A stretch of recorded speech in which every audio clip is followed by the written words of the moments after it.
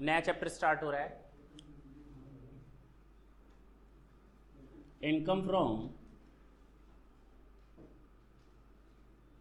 Other sources.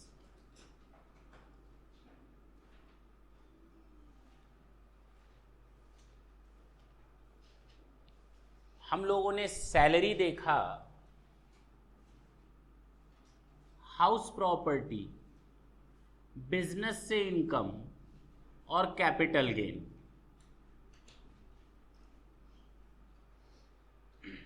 जो income किसी में ना आए वो जाती है इनकम फ्रॉम, इसको हम रेजिडुअरी हेड ऑफ इनकम भी बोलते हैं।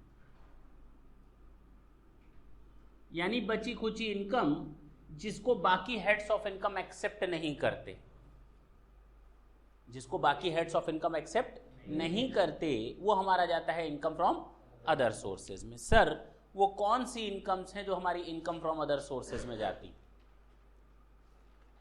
सबसे पहली इनकम,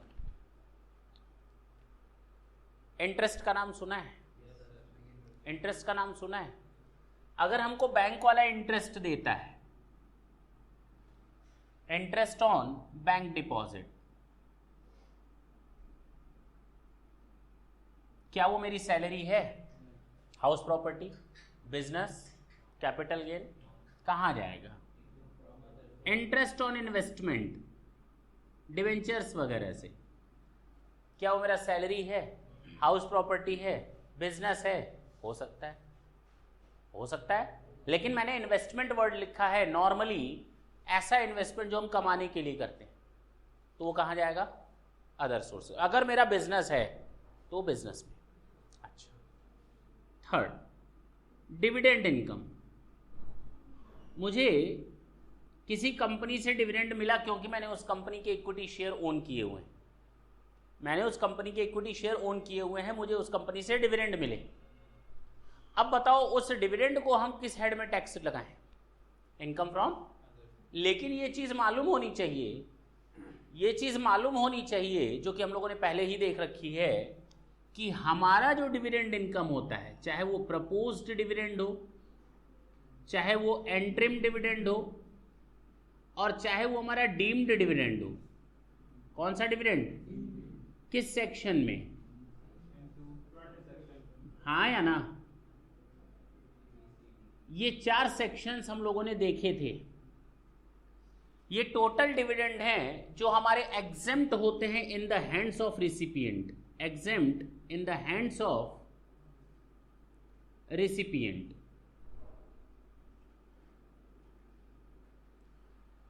हाँ या ना? क्योंकि सेक्शन 115 ओ बोलता है, कौन बोलता है?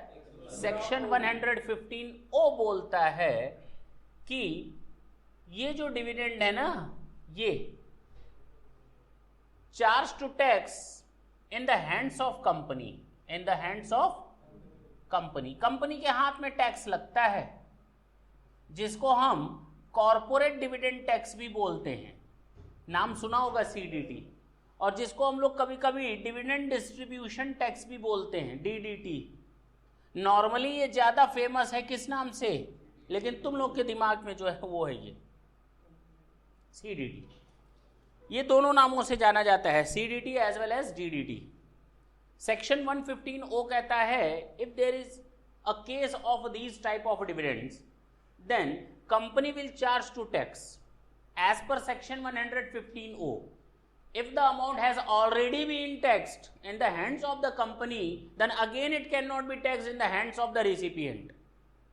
At the time of the declaration or announcement or payment of the dividend, if the company has already made the payment of tax, then again the government cannot charge tax in the hands of the recipient on the same income. Means a double taxation would not be there. Double taxation applicable नहीं होगा। तो एक बार अगर company के ऊपर tax लग चुका है तो दोबारा नहीं होगा। नॉर्मली डिविडेंड इनकम एग्जेम्प्ट होती है एक को छोड़कर, वो है 222E। कौन सा? यानी सेक्शन 222E यहां पर कवर होगा। सेक्शन 222E की इनकम कवर होगी इनकम फ्रॉम अदर सोर्सेज में। नॉर्मली डिविडेंड इनकम हमारी एग्जेम्प्ट होती है, क्लियर है? हटा दे?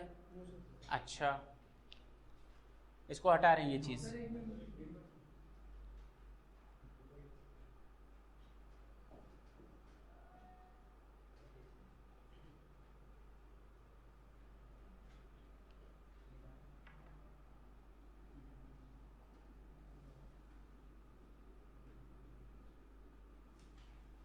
अच्छा, एक बात बताओ ना,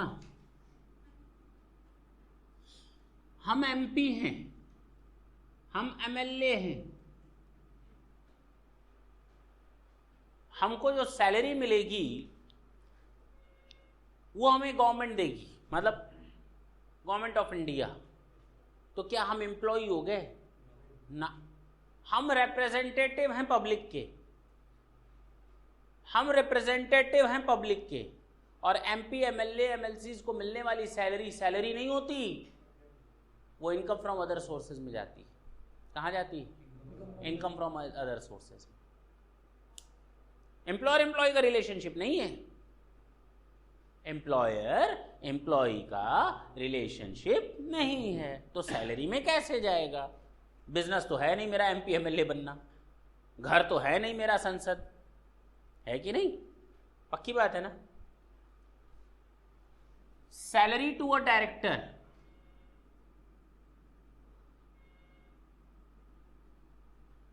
डायरेक्टर को दी जाने वाली सैलरी, जब सैलरी चैप्टर मैंने पढ़ाया था तो ये चीज क्लियर कर दी थी कि डायरेक्टर के साथ टर्म्स एंड कंडीशंस देखनी पड़ेंगी हम लोग को। क्या देखनी पड़ेंगी? कि उसका टर्म्स ऑफ एम्प्लॉयमेंट क्या है। 10 बजे आना है, 5 बजे जाना है? क्या 10 बजे आना है, 5 बजे जाना है? This is the salary. ये क्या है? सैलरी है। लेकिन कोई डायरेक्टर जब आए जब जाए कोई फर्क नहीं पड़ता, कब आता है कब नहीं किसी को नहीं मालूम, तो वो सैलरी नहीं है, वो इनकम फ्रॉम अदर सोर्सेज में जाएगा। मेरे पास कोई घर है, मैंने लेट आउट किया हुआ है, तो इससे जो मुझे इनकम होगी वो हाउस प्रॉपर्टी में जाएगी। बोल ना? लेकिन किराएदार हमसे ज्यादा बेईमान है, उसने इसको सबलेट कर दिया, किराएदार ने किराएदारी पर उठा दिया। तो अब बताओ, किराएदार को जो इनकम मिलेगी क्या हाउस प्रॉपर्टी में जाएगी? ना, क्योंकि हाउस प्रॉपर्टी में उसी की इनकम जाती है जिसका घर अपना हो, owner of the house, deemed owner या ओनर होना चाहिए। लेकिन क्या किराएदार ओनर है? क्या हाउस प्रॉपर्टी में जाएगा? नहीं, ये इनकम फ्रॉम अदर सोर्सेज में जाएगा। तो सब tenancy made by tenant.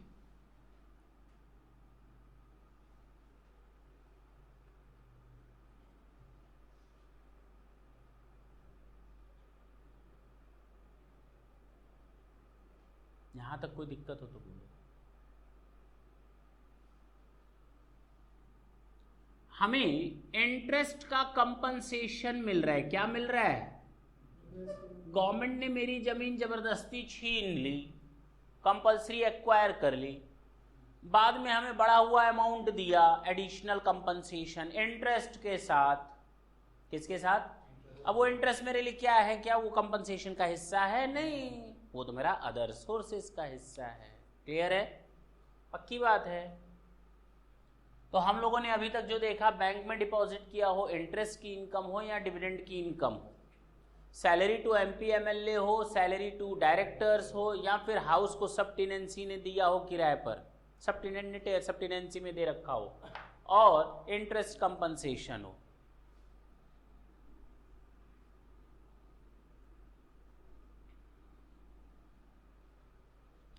Family pension अगर मिलती है तो किस हेड में जाएगी?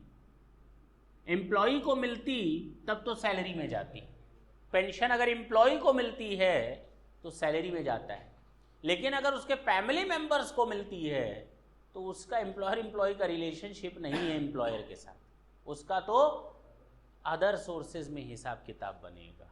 हाँ या ना? अच्छा जी। अगर कोई लॉटरी, गैम्बलिंग एक्सेट्रा, बेटिंग वगैरह भले ही आपका बिजनेस हो, सुबह उठते हो लॉटरी के नाम से, रात को सोते हो लॉटरी खेलते हुए, गैम्बलिंग खेलते हुए, कोई फर्क नहीं पड़ता, ये आपका अदर सोर्सेस का ही हिस्सा होगा। किस साइड का? जो रो क्यों रहे हो, बोलो ना, तेज तो तेज बोलो, इतने दुखी हो, बताओ किस साइड का हिस्सा है? अदर सोर्सेस का हिस्सा है। मन में ये आ रहा है लॉटरी तुम नहीं खेले हो आज तक, जुआ नहीं खेले हो, बुरा थोड़ी है लॉटरी खेलना, बुरा है? कह रहा है नहीं, इतनी मार का हो गई क्यों नहीं बुरा है? गवर्नमेंट ने बैन ऐसे ही किए थोड़ी किए है। देखो इधर सुन लो, विनिंग फ्रॉम हॉर्स रेस,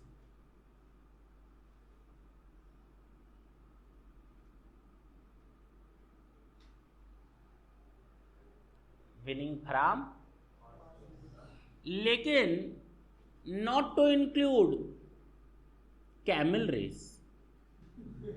अरे सर फर्क बताइए दोनों में। हॉर्स रेस तो बात समझ में आती है, अगर आप जाते हो कहते हो घोड़ा नंबर 2 जीतेगा, घोड़ा नंबर 8 जीतेगा, आप जीत गए तो अच्छी बात है, आपकी इनकम आ जाएगी विनिंग फ्रॉम हॉर्स रेस में, वो भी अदर सोर्सेस में। कैमल रेस का क्या करेंगे?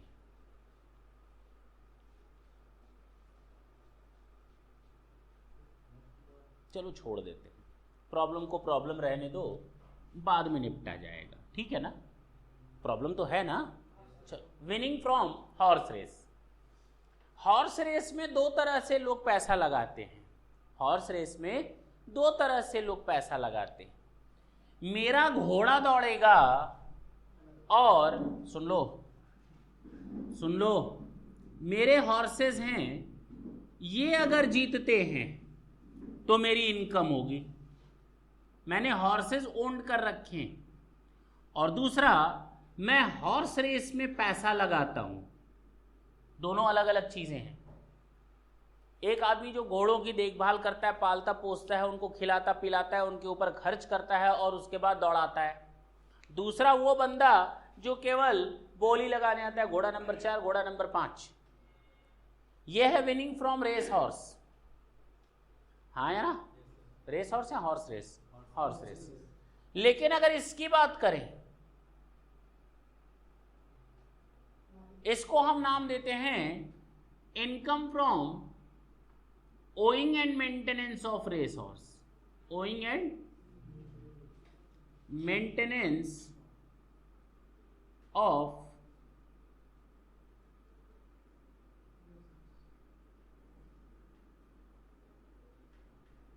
जो आप घोड़े दौड़ाने का काम करते हो, उसकी इनकम अदर सोर्सेज में। मेरा बिजनेस है, क्या है?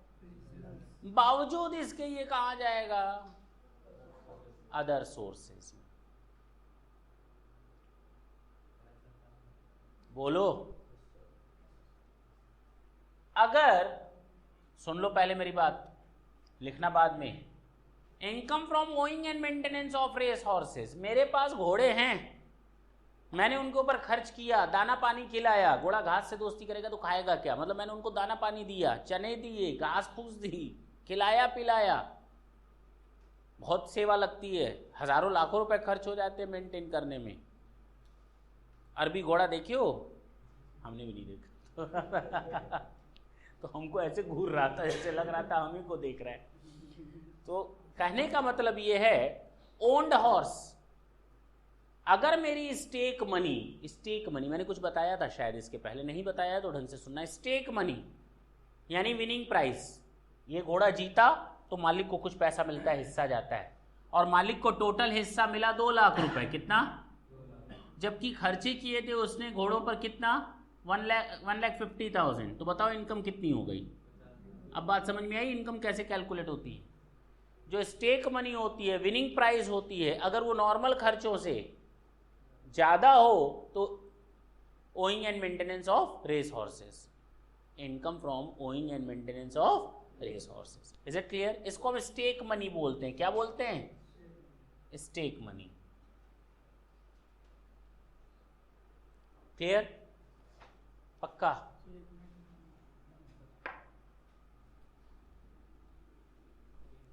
और दोनों देखो ना, दोनों के दोनों हमारे अदर सोर्सेज में आते हैं। कहाँ? अदर सोर्सेज में। पक्की बात है। गिफ्ट, इसके बारे में पूरा डिस्कस होगा, पूरा एक क्लास चलेगा गिफ्ट के बारे में, पूरी की पूरी एक क्लास चलने वाली गिफ्ट के बारे में। देखा जाएगा कौन से गिफ्ट, कैसे गिफ्ट, कहाँ की गिफ्ट, मूवेबल है, इमूवेबल है, कैश में है, काइंड में है, देखा जाएगा। Is it clear? गिफ्ट क्या मेरा बिजनेस है? गिफ्ट दे दो, मेरा बिजनेस है गिफ्ट लेना, नहीं हो सकता। कैपिटल गेन होगा नहीं, अदर सोर्सेज में ही जाएगा। सैलरी है नहीं, हाउस प्रॉपर्टी है नहीं। चल,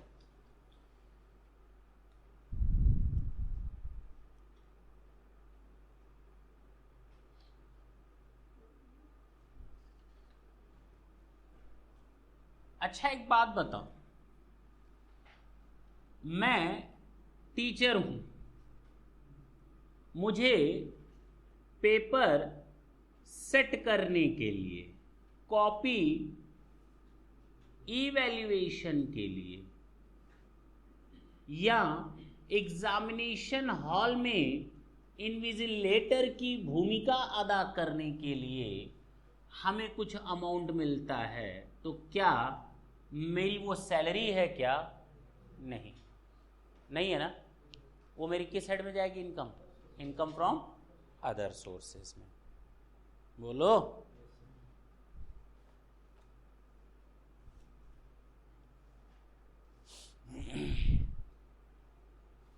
अगर तुम लोगों को याद हो पुरानी कुछ यादें, जब मैंने इनकम फ्रॉम हाउस प्रॉपर्टी पढ़ाया था तो मैंने एक टॉपिक बहुत ही क्लियर करवाया था। नहीं याद है तो सुन लो। कॉम्पोजिट रेंट,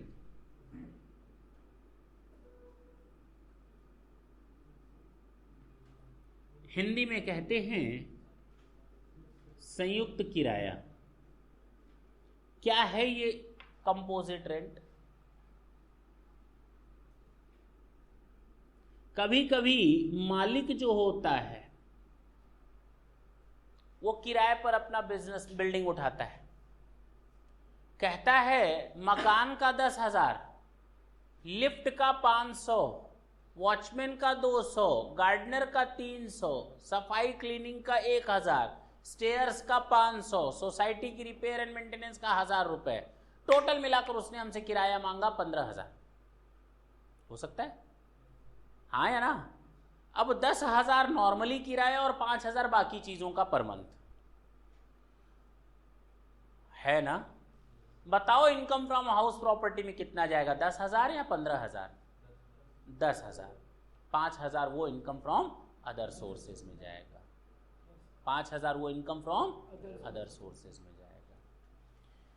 कभी कभी होता क्या है, एक बिल्डिंग बनाई गई और उस बिल्डिंग को, ढंग से सुनना, इसमें प्लांट एंड मशीनरी भी लगी हुई है। बिल्डिंग में क्या लगी हुई है? मैंने सामने वाले से बोला, देख तुझे ये पूरी बिल्डिंग चाहिए विद मशीनरी, तू हमें 50,000 रुपए बिल्डिंग का दे देना और 20,000 रुपए मशीनरी का दे देना। बताओ 50,000 कहाँ जाएगा? Income from house property. और 20,000 कहाँ जाएगा? अदर सोर्सेज में। क्लियर है? अगर मेरा बिजनेस है मशीनों को किराए पर उठाना तो पीजीबीपी में। Is it clear? हमने जो बिल्डिंग बनाई है कुछ इस तरह से बनाई है कि सामने वाला मजबूर हो करके इकट्ठे बिल्डिंग के साथ ही मशीन लेगा। यहां मैंने बोला था 50,000 की बिल्डिंग और 20,000 की मशीन। यहां भी मैं बोल रहा हूं 50,000 की बिल्डिंग, 20,000 की मशीन, लेकिन तुम्हारे पास कोई ऑप्शन नहीं है 70,000 रुपए देने के सिवाय। You don't have any option to bifurcate it. It is not up to you to give me only rupees 50,000 against the building and you don't want to take the machinery as a rent. You have to take all these things cumulatively because the building is structured in such a way so that it can be let out with plant and machinery. हाँ या ना?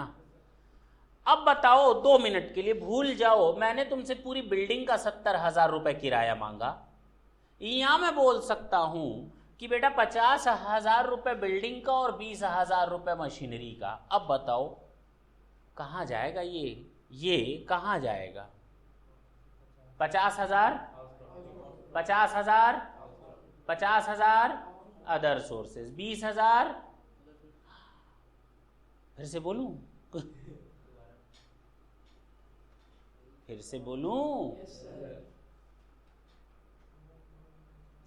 अगर मैंने कोई building बनाई है और उसमें मैं मशीनें तुमको अलग से देता हूं, मशीनें रखो या ना रखो तुम्हारी मर्जी, means the rent of the machinery is quite different from the rent of the building and both can be separable. Machinery can be separated as well as the property. Is it clear? And I have let it out it at rupees 50,000 for house and 20,000 for machinery. Then it is 100% clear that 50,000 will transfer to income from house property and the rest 20,000 will transfer to income from other sources. I don't think so that there would be any problem at all. But the problem will arise in those situations or cases where property or the house is built in such a way so that it cannot be let out separately for machinery as well as for building. यानी दोनों आपको एक साथ किराए पर लेना है, मजबूरी है। क्या है? तो आपने हमसे कहा इस बिल्डिंग का कितना, मैं 2 तरीकों से आपको बोल सकता हूं। पहला तरीका 70,000 रुपए किराया दे दो, बिल्डिंग का कितना, मशीन का कितना, आई डोंट नो। दूसरा, मैंने आपसे कहा 50,000 रुपए बिल्डिंग का और 20,000 रुपए मशीनरी का, सेपरेट सेपरेट करके बताया। अब बताओ किराया किस में कितना कहां जाएगा। अगर मैं बोलूं 70,000 क्लियरली, एक टूक की बात, ये जाएगा अदर सोर्सेज में, हाउस प्रॉपर्टी में, अदर सोर्सेज में जाएगा। काहे को क्या, मशीनरी का इनकम तुम कहां लिखते हो? अदर सोर्सेज में। हाउस के साथ मशीन आ गई, इनजस्टिस करोगे किसी के साथ, अदर तुम्हारे ऊपर टैक्स लगेगा, इट इज 100% श्योर। अब या तो हाउस प्रॉपर्टी में टैक्स लगे या तो अदर सोर्सेज में लगे। हाउस प्रॉपर्टी में इतना पक्का है केवल बिल्डिंग पर लगता है, 1 रुपए भी बाहर का ना आने पाए। लेकिन अब इसमें दोनों क्यूमुलेटिव है, तो बेटर है टैक्स लगाना ही है तो अदर सोर्सेज में ले जाओ। क्यों मशीन को तुम हाउस प्रॉपर्टी में ले आओगे? मैंने बोला 70,000। तब अगर मैं दोनों को सेपरेट करके बोलूं 50,000 और 20,000, तो अगर आपका ये कहना है कि 50,000 मेरा जाएगा हाउस प्रॉपर्टी में और 20,000 जाएगा अदर सोर्सेज में, नहीं जाएगा, डिसलाइक कर दी है।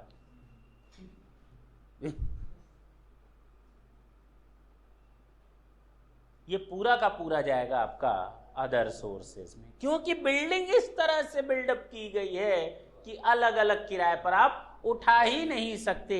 अब लाख हाथ पैर मार लो, बिल्डिंग का इतना, प्लांट एंड मशीनरी का इतना, उसके कुछ होने वाला नको। समझ में आई बात? और ये चीज तुम लोग की स्टडी में बहुत ही अच्छी तरीके से समझाया हुआ है, इनकम फ्रॉम हाउस प्रॉपर्टी में बहुत ही बढ़िया तरीके से समझाया हुआ है। ज्वाइंट रेंट और कंपोजिट रेंट।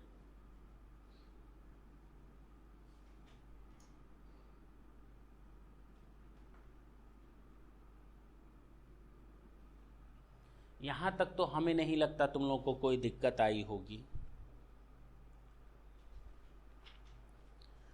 जरा ध्यान दो, तो मैंने तुम लोग को एक और टॉपिक पढ़ाया था शुरू में ही, और मैंने कहा था आगे से कसम है इसके बारे में कभी कुछ पूछना मत।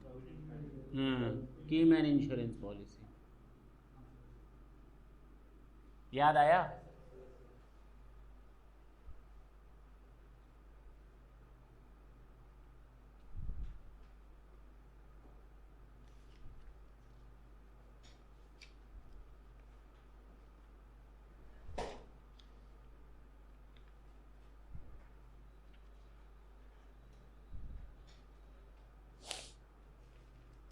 चल सकते हैं पक्का? कोई डाउट हो तो बोलो।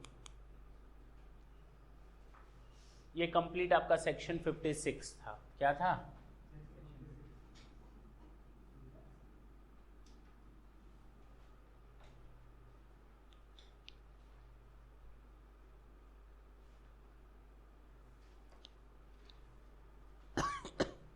ये तो मेरी इनकम्स हो गई।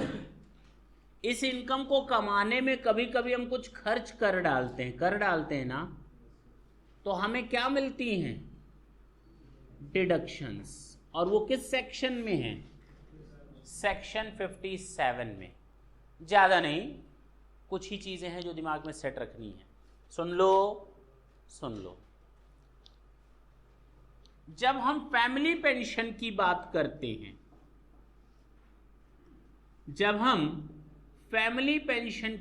करते हैं, तो 15,000 रुपये या 1/3 विच एवर इज लोअर, इसकी डिडक्शन मिल जाती है आपको।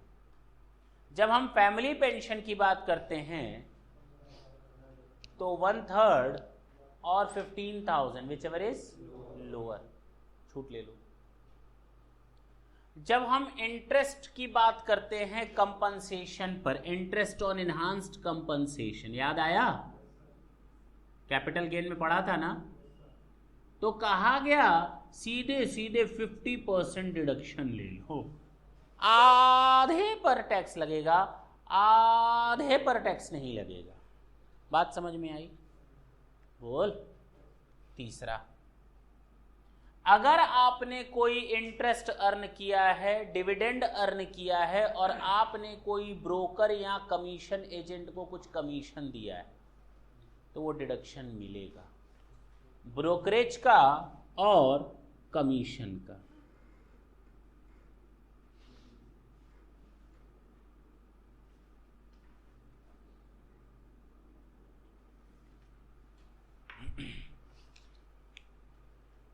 पक्की बात है। कॉमन सेंस की बात एक और सुन लो। अगर मेरा पूरा किराया यहां टैक्स लग रहा है, ढंग से सुन लो, अगर मेरा पूरा किराया यहीं पर टैक्स लग जा रहा है, तो क्या मुझे छूट ना मिलेगी? बिल्कुल, इंश्योरेंस प्रीमियम की छूट मिलेगी। किसकी छूट मिलेगी? जो आप घर पे खर्च करते हो, रिपेयर की छूट मिलेगी, डेप्रिसिएशन की छूट मिलेगी, बिल्कुल मिलेगी। Repair, insurance premium and depreciation तो नॉर्मल खर्चे हैं भाई। अगर हम हाउस प्रॉपर्टी पर टैक्स लगाए होते तो भी हमें 30% का स्टैंडर्ड डिडक्शन मिलता है ना, इंटरेस्ट की छूट मिलती है ना। तो अगर हमारा अदर सोर्सेज में आएगा तो छूट नहीं मिलेगा। अरे हमने कमाने के लिए कुछ खर्च किया है, छूट दो ना। डिविडेंड के बारे में सुन लो, सॉरी, जुए के बारे में आपको कोई छूट नहीं मिलती। लॉटरी और गैम्बलिंग की तो छूट मिलनी ही नहीं है। कोई भी किसी भी तरीके के खर्चा डिडक्शन में नहीं आता, पहले भी बताया है मैंने। नहीं बताया तो फिर सुन लो। लॉटरी, गैम्बलिंग और बेटिंग के केस में 1 रुपए की छूट नहीं मिलती, 1 रुपए की छूट नहीं मिलती। जितना कमाओगे बोलने दो, उतने पे टैक्स। किस हेड में? पीजीबीपी में। किस में? अच्छा, इनकम फ्रॉम अदर सोर्सेज। नहीं समझ में आई बात? इनकम फ्रॉम अदर सोर्स में टैक्स लगा दो। क्लियर है? हाँ या ना? अगर आपके पास मटेरियल है तो पेज नंबर 134 पर आ जाएं।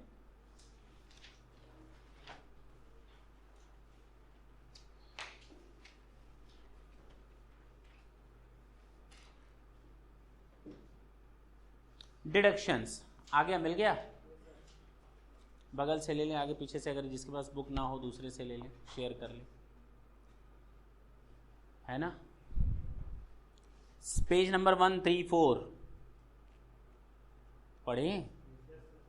इन respect of dividend income other than dividend which is exempt from tax और interest income any reasonable expenditure. मैंने क्या बोला है? सुन, इंटरेस्ट कमाने के लिए अगर आपने कोई ब्रोकरेज या कमीशन दिया होगा ना, डिविडेंड कमाने के लिए अगर आपने कोई ब्रोकरेज या कमीशन दिया होगा ना, तो उसकी डिडक्शन मिल जाएगी, बशर्ते वो इनकम टैक्सेबल हो। अच्छा, in respect of any sum collected from employees towards the provident fund or superannuation fund set up under the ESI or any other fund for the welfare of the employee, deduction shall be allowed to the extent the amount is remitted within the relevant due date under respective acts. छोड़ दो, ये हम लोग PGBP में already detail में discuss कर चुके हैं. क्या डिस्कस किया था बता ही देते हैं. बोलो.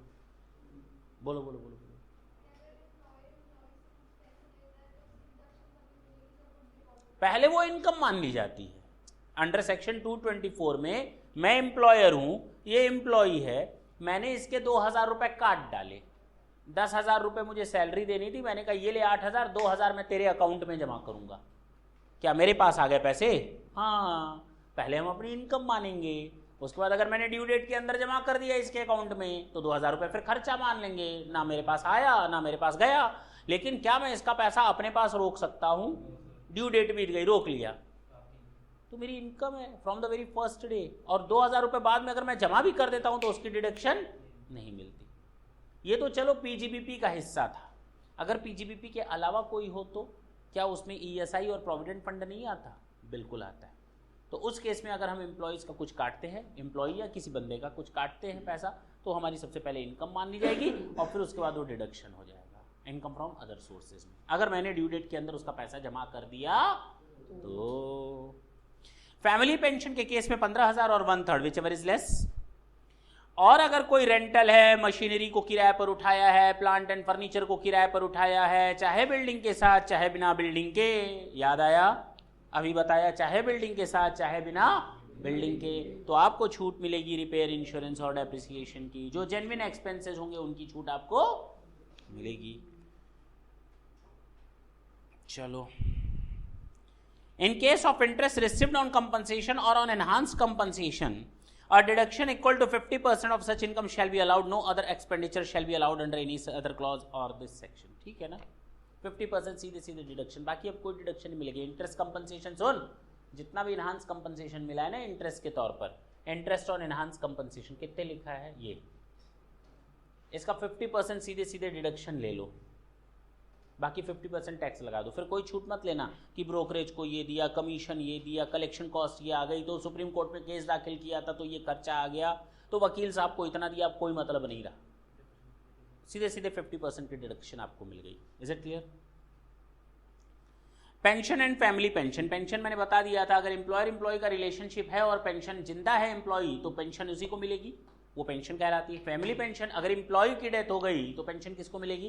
फैमिली को मिलेगी, विडो को या उसके परिवार वालों को या उसके घर वालों को. तो कहा गया कि वो अदर सोर्सेज में टैक्सेबल होगा, इसको तो बताने की जरूरत न को. अमाउंट नॉट डिडक्टेबल, ये मेरी इनकम है, ये डिडक्शन मिल गए. कुछ ऐसी भी चीजें बता दो सेक्शन 58 में. सेक्शन 57 के बाद क्या आता है? 58.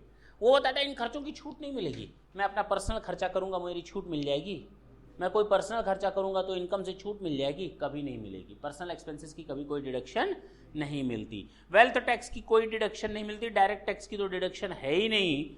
और तो और अगर इंटरेस्ट और सैलरी आउटसाइड इंडिया पे किया है बिना टीडीएस काटे तो भी उसकी डिडक्शन नहीं मिलेगी, क्योंकि सैलरी के प्रोविजंस इसमें आए थे अभी थोड़ी देर पहले आए थे ना. तो अगर किसी को सैलरी या पेमेंट किया है, इंटरेस्ट पेमेंट किया है बिना टीडीएस काटे, तो हमें उसकी डिडक्शन नहीं मिलेगी. अच्छा. एनी एक्सपेंसेस और allowances in respect of winning from lottery, crossword puzzles and games, card games. मैंने बता दिया कोई भी खर्चा हो कार्ड गेम्स, लॉटरी और बेटिंग पर, कोई भी खर्चा. मैंने हॉर्स रेस का नाम नहीं लिया, मैंने केवल लॉटरी, कार्ड गेम्स और बेटिंग और एक्सेट्रा की बात की, गैम्बलिंग वगैरह की. कोई खर्चा अलाउड नहीं होता, कोई खर्चा अलाउड नहीं होता. कोई दिक्कत हो तो बोलो.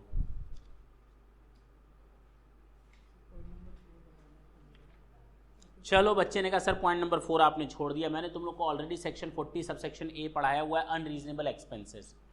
अगर आप किसी को मान लो, सुन लो, हाँ बोलो, स्पेसिफाइड पर्सन्स को अगर हम कुछ पेमेंट करते हैं, जैसे तुम लोग को मैंने बताया था पीजीबीपी में कि एमबीए को मैंने दिया 20,000 रुपये सैलरी और मैंने अपनी वाइफ को दे दिया जो हाई स्कूल पास है नहीं, हाई स्कूल पास है, उसको मैंने 50,000 दे दिया सैलरी, करती कुछ नहीं है, 50,000 दे दिया, काहे का?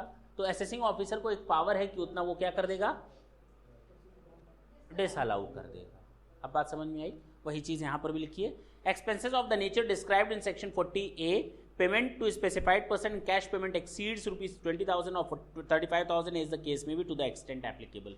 20,000 और 35,000, 35,000 ट्रांसपोर्टेशन के केस में बताया था, ट्रांसपोर्ट एजेंसी को अगर आप पेमेंट करते हैं 35,000 रुपए से अधिक का कैश में तो डिसअलाउड हो जाता है। 20,000 रुपए नॉर्मली अगर आप पेमेंट करते हैं 20,000 से ज़्यादा कैश में बिजनेस ट्रांजेक्शन अगर आप कोई करते हैं तो वो डिसअलाउ हो जाएगा। सेम वही चीज़ यहाँ पर भी है, अगर आपकी कोई इनकम है, अगर आपने उस पर खर्च किया है कमाने के लिए, 20,000 रुपए से ज़्यादा का पेमेंट आपने कैश में कर दिया तो उसकी डिडक्शन नहीं मिलेगी। 35,000 रुपए से ज़्यादा का पेमेंट आपने कर दिया ट्रांसपोर्ट एजेंसी को तो उसकी डिडक्शन आपको नहीं मिलेगी कैश में अगर आपने कर दिया तो। और स्पेसिफाइड पर्सन को सैलरी वगैरह आप देते हो और अगर असेसिंग ऑफिसर को लगता है कि ये अनरीजनेबल अमाउंट ऑफ एक्सपेंडिचर है तो अनरीजनेबल पोर्शन को डिसअलाउ कर देगा। कहानी बिल्कुल वैसी है जैसी आज तक हम लोगों ने पीजीपीपी में देखी थी, चाहे वो प्रोविडेंट फंड से रिलेटेड हो, चाहे ईएसआई से रिलेटेड हो, और चाहे फिर तुम्हारा अभी बताया, क्या बताया लास्ट, 40A स्पेसिफाइड पर्सन, ठीक है ना, 20,000 और 35,000। चलो भाई, यहां तक किसी को कोई डाउट हो तो पूछ सकते हो।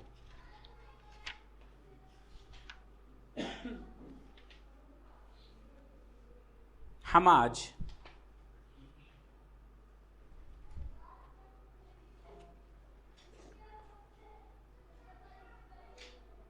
$222 सब पढ़ा चुके हैं, हम मालूम होना चाहिए। और मैंने जब पढ़ा रहे थे फर्स्ट चैप्टर $222 तो मैंने कह दिया था अदर सोर्सेज आधा हम लोग का खत्म हो चुका है, क्योंकि उस समय मैंने पूरी एक क्लास, एक नहीं 1.5 क्लास मैंने $222 पर ली थी। हाँ या ना? नहीं थे, कई बच्चे उस समय गायब थे, कोई दिक्कत नहीं, देखते हैं बाद में। यहां तक किसी को कोई डाउट हो तो बोलो।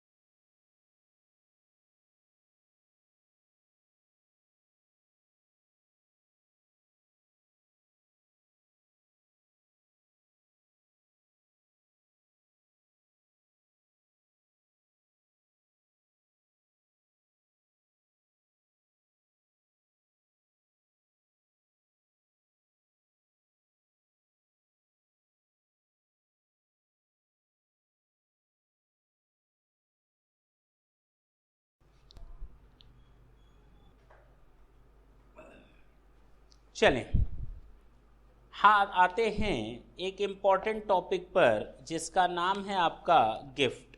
क्या है? Gift, the most important topic of this chapter.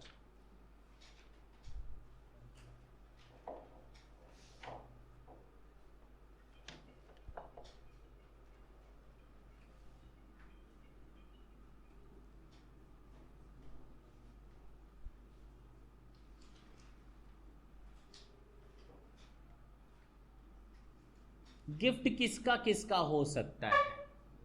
Sir, gift हो सकता है कैश का, सर गिफ्ट हो सकता है सिक्योरिटीज का, सर गिफ्ट हो सकता है मूवेबल प्रॉपर्टीज का, और गिफ्ट हो सकता है इमूवेबल प्रॉपर्टीज का। बोलो ना, हाँ या ना? सर तो इसको आप थोड़ा मूवेबल में ही लिख देंगे, चलो मूवेबल में ही लिख देंगे, अलग कर देंगे थोड़ी देर बाद। गिफ्ट मिल सकता है ना? गिफ्ट नहीं मिल सकता? मिल सकता है। गिफ्ट के बारे में बस इतना याद रखना कि गिफ्ट टैक्सेबल होता है।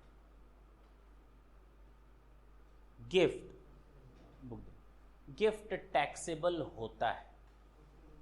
पीएम गिफ्ट टैक्सेबल होता है। प्रैक्टिस मैनुअल भाई, अच्छा, गिफ्ट टैक्सेबल होता है। क्या होता है? और ढंग से सुनना, कैसे होता है? अगर कोई इंडिविजुअल, मैं केवल अभी इंडिविजुअल को लेकर चलता हूं, उसको गिफ्ट मिला 50,000 रुपए तक, किसमें? कैश में। 50,000 रुपए तक, 50,000 रुपीज तक, किसमें? माफ। पूरे साल भर में अगर किसी इंडिविजुअल को, भाई ये ले 2,000 गिफ्ट, वो भी आया, बेटा ये ले 2,000 गिफ्ट, ये आया, चाचा ये लो 2,000 गिफ्ट, तो साल भर में अगर इसका टोटल गिफ्ट की वैल्यू 50,000 तक है तो सारा माफ है जो कैश में मिला है। इन एग्रीगेट माफ है, उसमें कुछ सोचने वाली बात नहीं। लेकिन बेटा जहां ये 50,001 रुपए हुआ, जहां ये 50,001 रुपए हुआ, वो मार खाएगा वो 1 रुपए देने वाला जिसका कोई हिसाब नहीं है, क्योंकि अब तो टैक्स लग जाएगा। कितने पर? पूरे के पूरे 50,001 पर। ये नहीं कि 50,000 डिडक्ट कर लो 1 रुपए पर टैक्स दे दो ना, पूरे 50,001 रुपए पर टैक्स लग जाएगा। हाँ या ना? The whole amount if the sum exceeds rupees 50,000, the whole amount if the sum exceeds rupees 50,000। अगर आपको किसी ने मूवेबल प्रॉपर्टी गिफ्ट में दे दी, अगर आपको किसी ने मूवेबल प्रॉपर्टी गिफ्ट में दे दी, क्या गिफ्ट में दे दी? अब हर एक मूवेबल प्रॉपर्टी को एग्रीगेट कर लेना। क्या कर लेना? ये मूवेबल प्रॉपर्टी इधर जोड़ो, ये मूवेबल प्रॉपर्टी इधर रखो, ये मूवेबल प्रॉपर्टी इधर रखो। कहा गया फ्री में दिया गया है। किस में दिया गया है? फ्री में। मूवेबल प्रॉपर्टी बिल्कुल फ्री में दी गई, 1 रुपया भी नहीं लिया गया हमसे।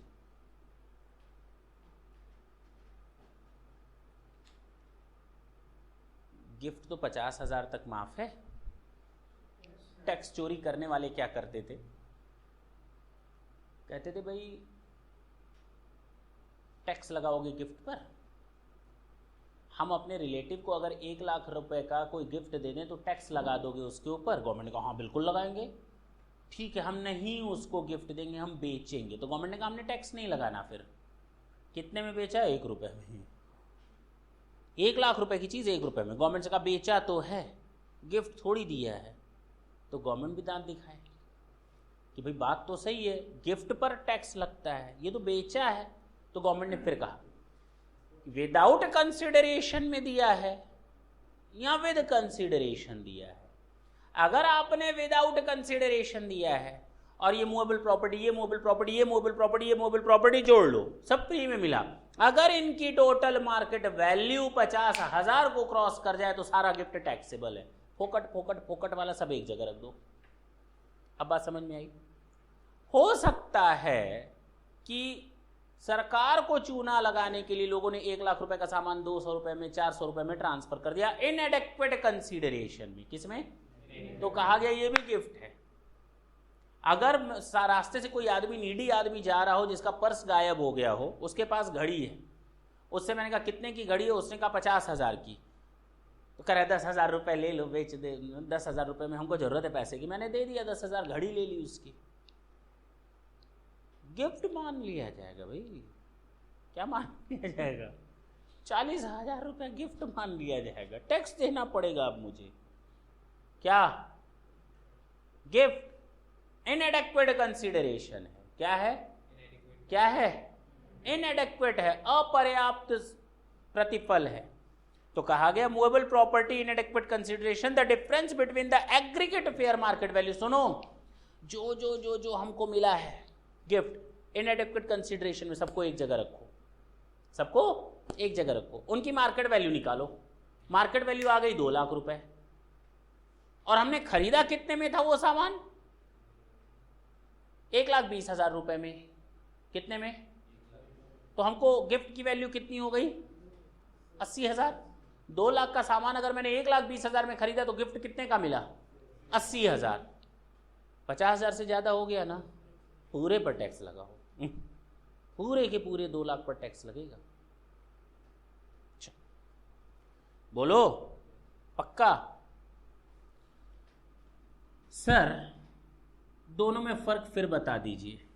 अगर कैश है और इन एग्रीगेट है, ये तो हमेशा फ्री में ही मिलेगा। गिफ्ट हमेशा क्या मिलेगा? फ्री में मिलेगा। ढंग से सुनना,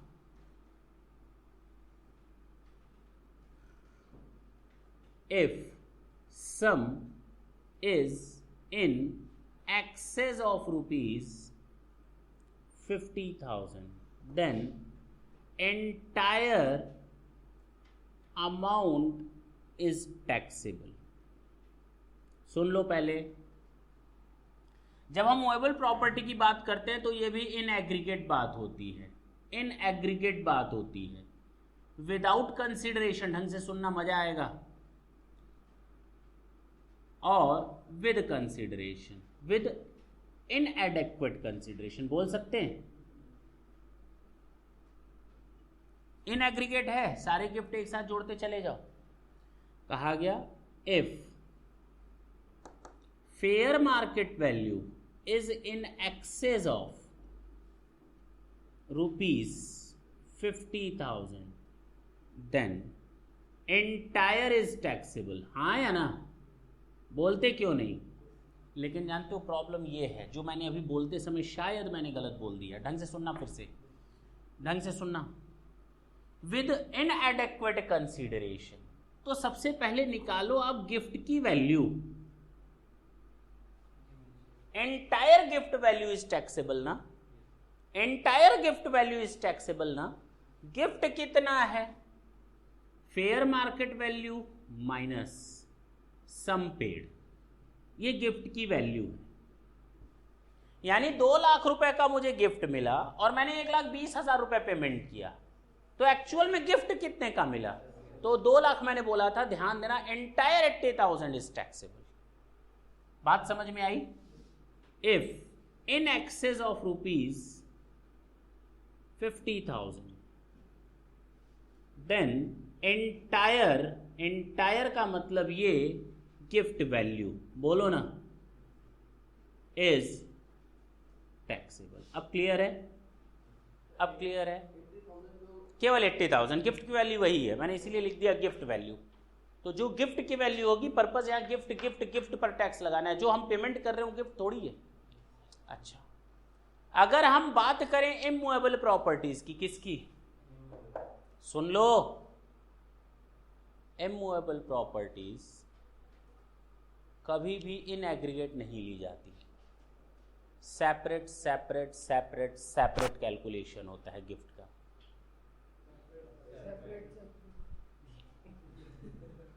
बोलो ना, अगर हमको लैंड एंड बिल्डिंग मिली, इससे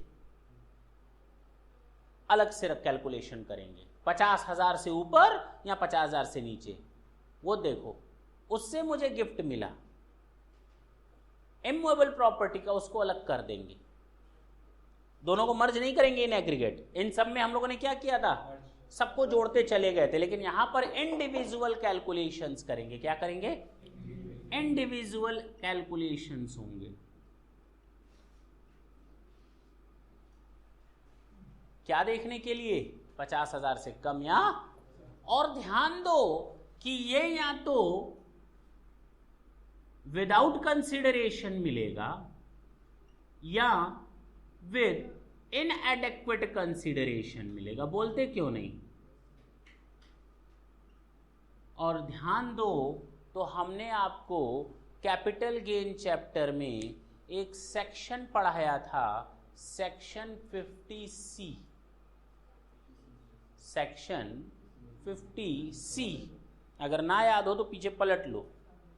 मैंने सेक्शन 50C में एक चीज पढ़ाई थी, स्टैंप वैल्यूएशन अथॉरिटी। याद आया? और वो इमूवेबल प्रॉपर्टीज पर ही था, लैंड बिल्डिंग और बोथ। लैंड बिल्डिंग और बोथ। अगर कोई बंदा हमें फोकट में अपनी कोई लैंड एंड बिल्डिंग ट्रांसफर करता है, यानी गिफ्ट देता है, तो इमूवेबल प्रॉपर्टी के केस में हम फेयर मार्केट वैल्यू को कंसीडर नहीं करेंगे, स्टैंप वैल्यूएशन अथॉरिटी की असेस्ड वैल्यू को हम देखेंगे।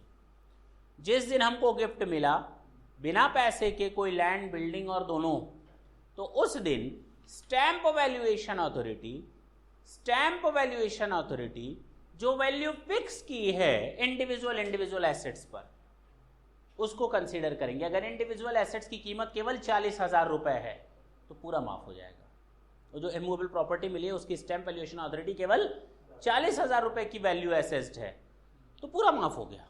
Gift number 2, land and building मिली 60,000 रुपए की फोकट में, तो पूरा 60,000 टैक्सेबल होगा। पहले वाले को किनारे करो, पहले वाले को जोड़ मत देना। तीसरा गिफ्ट मिला 1,50,000 रुपए का, लेकिन पैसा लेकर के मैंने लिया है, मैंने तुम्हें 1,20,000 रुपए दिया, 1,50,000 रुपए का सामान लिया 1,20,000 रुपए में, बताओ कोई टैक्सेबल नहीं, क्योंकि गिफ्ट की वैल्यू तो केवल 30,000 रुपए है। अब बात समझ में आई? नहीं समझ में आई? क्लियर है? तो हम लोग कैश के मामले में इन एग्रीगेट कैश हमेशा फ्री में मिलता है गिफ्ट के तौर पे। मूवेबल प्रॉपर्टी फ्री में भी हो सकती है, पैसे से भी हो सकती है। फ्री वाला एक साथ रखो, पैसे वाला एक साथ रखो। फ्री वाले की कीमत अगर टोटल मिलाकर 50,000 से ज़्यादा है तो पूरे पर टैक्स लगा दो। पैसा लेकर के जो गिफ्ट की वैल्यू आती है वो 50,000 से ज़्यादा होगा तो जितनी गिफ्ट की वैल्यू होगी उतने पर टैक्स लगाओ। सेम यही चीज़ हम लोग इमूवेबल प्रॉपर्टी में करेंगे, लेकिन इंडिविजुअल और स्टैंप वैल्यूएशन अथॉरिटी की एसेस्ड वैल्यू को लेंगे, जबकि मूवेबल प्रॉपर्टी के केस में हम लोग केवल और केवल फेयर मार्केट वैल्यू को कंसिडर करेंगे। अच्छा सर, यहाँ तक तो हम लोग को समझ में आ गया। लेकिन अगर हमें गिफ्ट मिलते हैं इनसे और इनसे, सुन लो, तो पूरी तरह माफ होता है, चाहे कितने भी रुपए का गिफ्ट क्यों ना हो।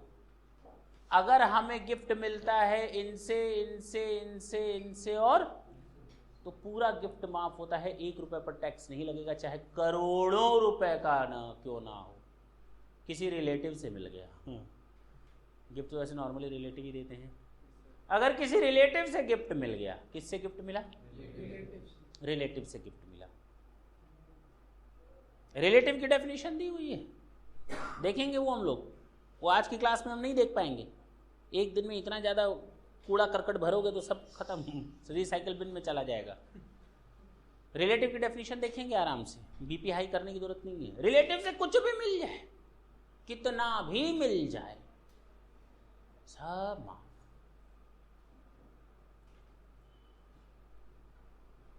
क्या कुछ सोच रहे हो क्या? अच्छा, रिलेटिव से कुछ भी मिल जाए, कितना भी मिल जाए, सब माफ।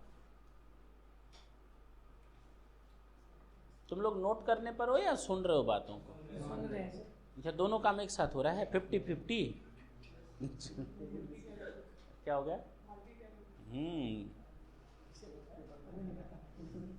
कौन सा था 3 इडियट में दोनों हाथ से लिखता था? बोरानी क्या नाम था? नहीं, उसका असली नाम क्या है? बोमन ईरानी।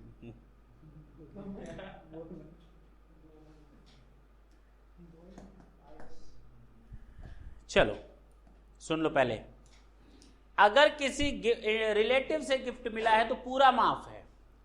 देख लो, आज ही देखना किताब, कल तो कुछ जरूरत नहीं, सब आज ही टेक्स्ट की क्लास में तुम कॉस्ट भी पढ़ लो, एफएम भी पढ़ लो, बात भी कर लो, छूट जाएगा ना। नहीं तो किताब देखने से छूट जाएगा, बाद में कहाँ मिलती है किताबें। यहाँ से घर जाते तो एफएम से फुर्सत मिले तब तो, चैटिंग से फुर्सत मिले तब तो। क्यों? यहाँ से जाते ही लग जाते होगे ना तुम लोग, रास्ते पर जाते होगे, मोबाइल ले लिया, कान में एफएम लगा लिया, चैटिंग करते हुए घर जा रहे हैं। अरे उन्हीं 10 मिनटों में तुम लोग चाहो तो पूरे चैप्टर को रिवाइज कर सकते हो घर पहुँचते पहुँचते। हम लोग तो 2-2 मिनट 5-5 मिनट यूज़ करते थे, लाइट तो रहती नहीं थी, इन्वर्टर का ज़माना नहीं था। इन्वर्टर तो अभी आया है 10-12 साल के अंदर।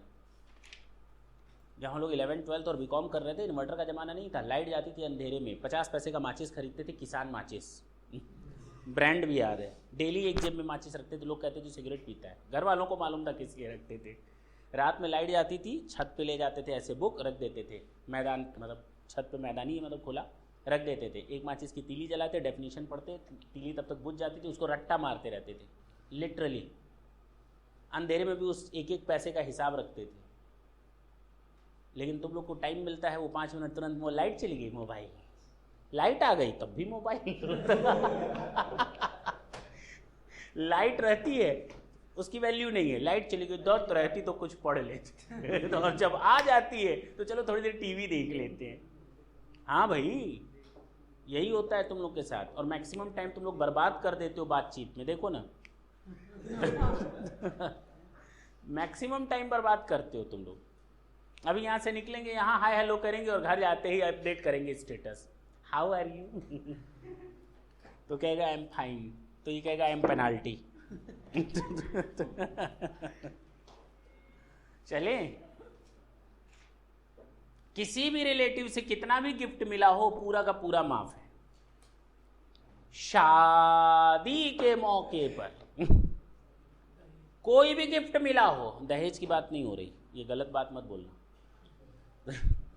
शादी के मौके पर कुछ भी गिफ्ट मिला हो सब माफ। शादी में तुमको दहेज दे जाता है पड़ोसी, नहीं पड़ोसी जो घड़ी दे जाता है वो तुमको दहेज क्या दे जाता है, सुन ना, पड़ोसी दे बोलो, गिफ्ट दे जाता है ना पड़ोसी शादी आदि में, कर हाँ अभी हुई नहीं है हाँ चलो वो सब माफ है। लेकिन ध्यान देना, केवल शादी के मौके पर, अगर आप मैरिज एनिवर्सरी मना रहे हैं, बर्थडे मना रहे हैं, शोक दिवस मना रहे हैं, कुछ भी हो, कोई भी गिफ्ट मिलेगा वो इसमें शामिल नहीं होगा। रिलेटिव से मिलने वाला गिफ्ट पूरा माफ होता है, कभी भी मिले, सुबह मिले, दिन को मिले, रात को मिले, दिवाली के दिन मिले, किसी भी दिन मिले, सब माफ है। शादी के ओकेजन में मिलने वाला गिफ्ट पूरा माफ है, कोई भी दे दे।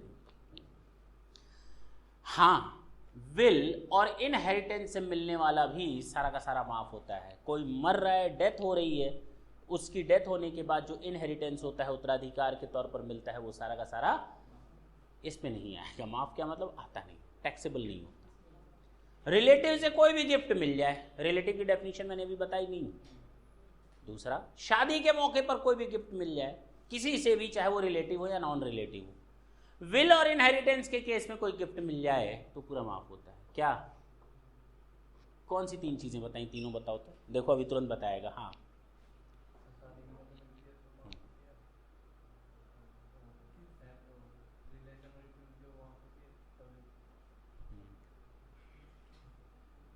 तीसरा, रुकना, हाँ हमें मालूम है तुम्हारे दिमाग में, बस निकल नहीं रहा मुझसे कहीं ना कहीं वो पैक हो गया। बोलो बोलो, देख तो हम ही को रहे हो लेकिन दिमाग कहीं और है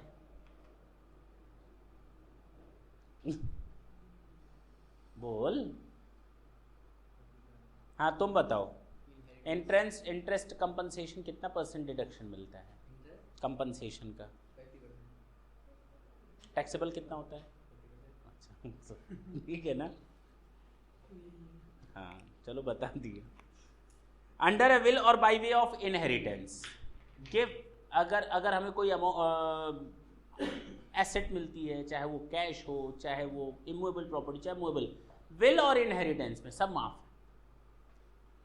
next, in contemplation of death of the payee और the donor as the case में बी, वही चीज है, विल और इनहेरिटेंस हुआ। लेकिन विल और इनहेरिटेंस का मतलब एक आदमी ने जानते हुए कि इसको हमें गिफ्ट देना है या इसको प्रॉपर्टी ट्रांसफर करनी है, उसके लिए मैंने विल बनाया।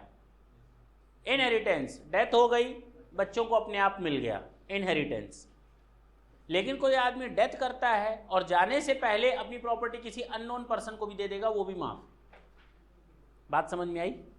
अच्छा सुन लो, अगर आपको कोई अमाउंट मिलता है लोकल अथॉरिटी से, किससे, किसी भी तरह का गिफ्ट वगैरह, प्राइस वगैरह, as defined in explanation to section 1020, अगर लोकल अथॉरिटी से कुछ भी मिलता है विदाउट कंसिडरेशन के, फ्री में मिलता है, तो वो माफ। अच्छा, कोई भी फंड जो सेक्शन 10, कोई भी फंड जो चैरिटेबल इंस्टीट्यूशंस होते हैं, क्या होते हैं, या नॉन प्रॉफिट ऑर्गेनाइजेशंस होते हैं, उनसे अगर आपको कोई अमाउंट मिलता है, चाहे मूवेबल प्रॉपर्टी हो, चाहे इमूवेबल प्रॉपर्टी हो, चाहे मनी हो, वो भी माफ होता है। लोकल अथॉरिटी से मिला तो भी, और रजिस्टर्ड सोसाइटी जो सेक्शन 12AA में रजिस्टर्ड है, उससे अगर आपको मिलता है तो वो भी माफ है। तो लोकल अथॉरिटी से मिलने वाला माफ है। कोई भी फंड जो चैरिटेबल ऑर्गेनाइजेशन की तरह रजिस्टर्ड है अंडर सेक्शन 12A में, या फिर कोई भी फंड जो सेटअप है under section 1023A, B, C, उनसे मिलने वाला कोई भी अमाउंट माफ होता है। क्लियर है?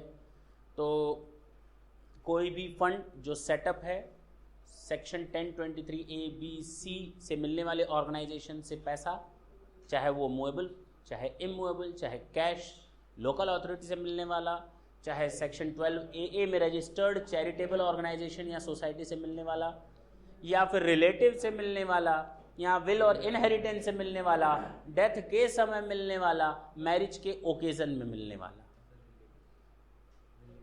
बता दिए, माफ। क्लियर हुआ? इन पर कोई टैक्स नहीं लगेगा। रिलेटिव की डेफिनेशन में बिल्कुल नहीं बताने जा रहा।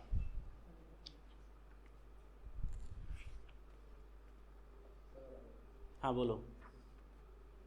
खत्म है, चैप्टर खत्म है, चिंता मत करो। नेक्स्ट क्लास में हम लोग केवल न्यूमेरिकल करेंगे, प्रैक्टिस मैनुअल करेंगे और रिलेटिव का मतलब समझेंगे। Chapter is over. हमें दो चीजें और समझनी है। डिविडेंड स्ट्रिपिंग,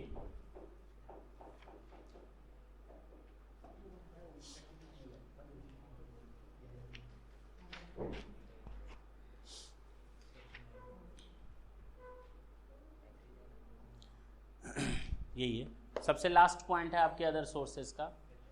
सबसे लास्ट पॉइंट है आपके अदर सोर्सेज का, सेक्शन 94। सेक्शन 94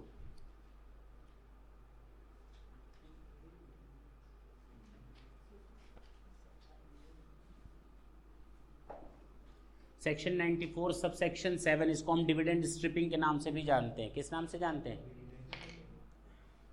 सेक्शन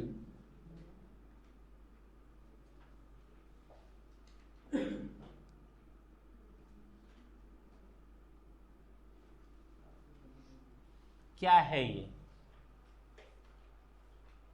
मैं पहले पढ़ दूं, बुक खोल लो। समझ में आएगा नहीं, पढ़ूंगा बावजूद इसके समझ में आएगा नहीं। तो पहले कॉम्प्लेक्सिटी समझ लो है क्या, उसके बाद सॉल्यूशन देखते हैं है क्या। वेयर एनी पर्सन, वेयर सबसे लास्ट पेज है, सबसे लास्ट पॉइंट है। वेयर एनी पर्सन बाइज और एक्वायर्स एनी सिक्योरिटी और यूनिट्स, अगर कोई पर्सन बाय करता है या खरीदता है कोई सिक्योरिटी या units within a period of 3 months prior to the record date, record date से जस्ट पहले के 3 महीने के अंदर, रिकॉर्ड डेट के जस्ट पहले के 3 महीने के अंदर कोई सिक्योरिटी को एक्वायर या बाय करता है, ओके।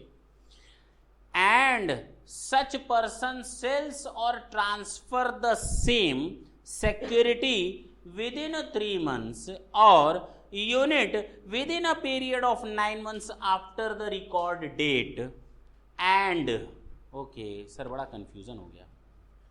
रिकॉर्ड डेट से पहले खरीदा और रिकॉर्ड डेट के कुछ समय के अंदर बेच डाला, ठीक। अब हो सकता है खरीदने और बेचने के बीच में उसको कुछ डिविडेंड मिला हो।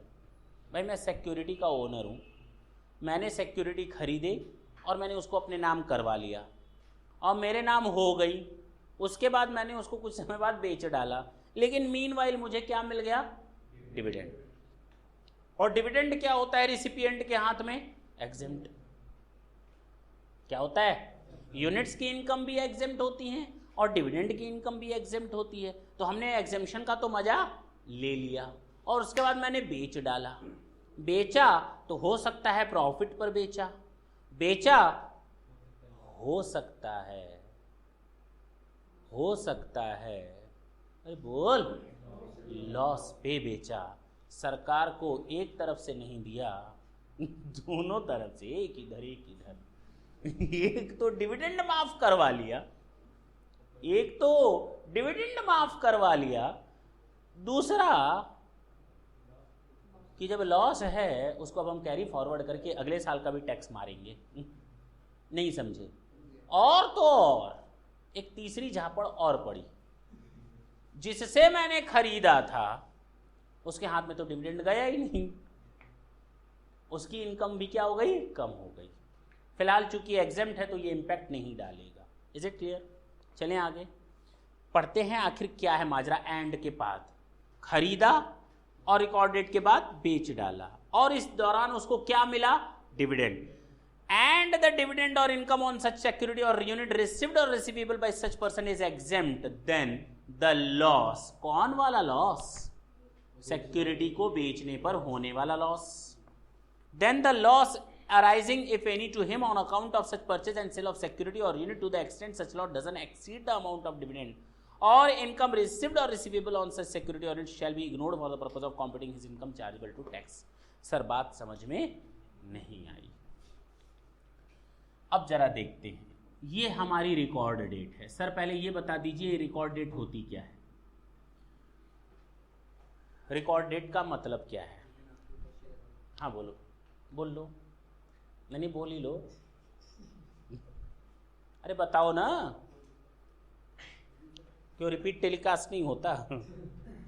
हाँ बोल।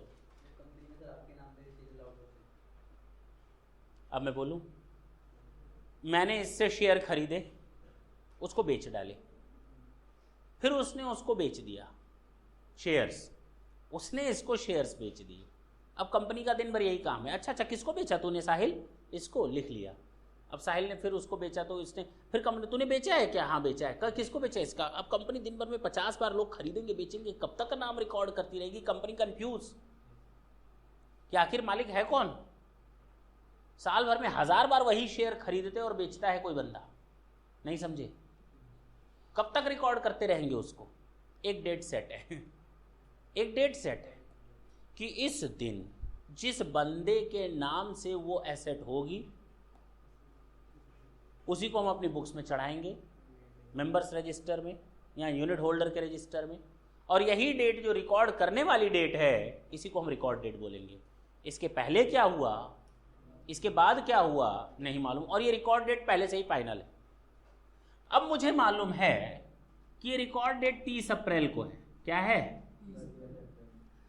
और मेरे पास एक सिक्योरिटी बच पड़ी हुई है और इस पे मुझे इनकम मिलने वाली है, और मैं चाहता हूं इससे क्यों न कुछ टैक्स चोरी कर लिया जाए। एक तरफ डिविडेंड तो एग्जेम्प्ट होता ही है, टैक्स भी चोरी कर लेते हैं, दिक्कत क्या है? इनकम तो माफ है ही है, टैक्स भी चलो चोरी कर लेते। मैंने अपने भाई से कहा, भाई ये ले ले, तू सिक्योरिटी परचेज कर ले, तो मेरे भाई ने सिक्योरिटी परचेज कर ली, पक्की बात है। अब बताओ रिकॉर्ड डेट में किसका नाम चढ़ेगा? भाई का, मानते हो? और कब खरीदी थी इसने? जस्ट 3 महीने अंदर, रिकॉर्ड डेट से जस्ट 3 महीने के अंदर। और खरीदने के बाद सिक्योरिटीज को फिर भाई को बेच दिया। मैंने अपने भाई से खरीदा था, मैंने अपने भाई को वापस बेच दिया, नहीं समझे? जिससे खरीदा था मान लेते हैं उसी को बेच दिया, चोरी करनी है ना टैक्स की, या तीसरे को ही बेच दिया, किसी को भी बेच दिया, सिक्योरिटी को सोल्ड कर दिया 3 महीने के अंदर, या अगर यूनिट्स का केस है तो 9 महीने के अंदर, बोलो ना, बेच दिया। परचेज और सेल करने पर, परचेज और सेल करने पर हमको लॉस हुआ, कैपिटल गेन का लॉस, बोलो ना, ये लॉस हुआ। और चूंकि रिकॉर्ड डेट पे मेरा नाम लिखा हुआ था,